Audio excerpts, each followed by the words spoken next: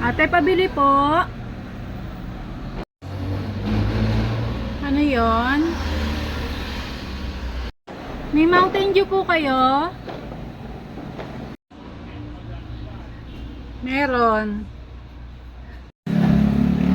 Magkano po? 12 pesos ang isa.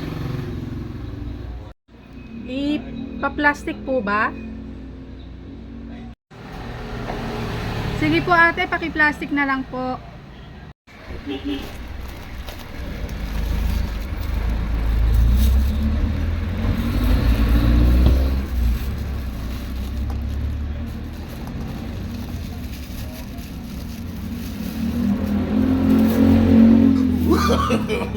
No, no, no, no.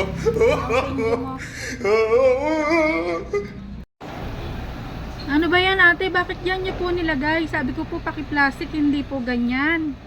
Sabi mo kasi ipa-plastic, hindi mo naman nililinaw eh.